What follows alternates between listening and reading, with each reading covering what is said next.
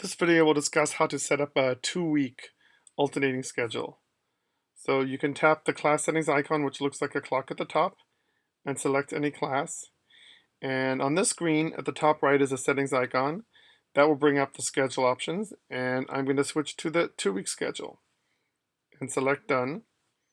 In here you'll see now you'll have time for week 1 and week 2 for your classes.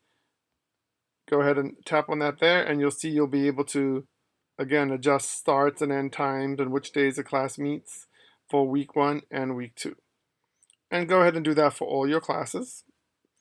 Once you have that set up, when you go back to the main view here, you'll see now at the top left it lists what week it is. So right now it says week 2. Let's say you wanted that to be starting on week 1. Just tap it there and easily select week 1. And now we've set this current week is week 1, and what it does in the future is it alternates all the other weeks between 2 and 1, 2 and 1, 2 and 1. So usually after a holiday, perhaps, maybe you have Christmas holiday or a holiday for a week. If for some reason you go back to the previous week or need to adjust it, just tap here and that'll adjust the current week and everything going forward. And then if you need to adjust lessons, you can easily tap on the calendar view or the month view for a class.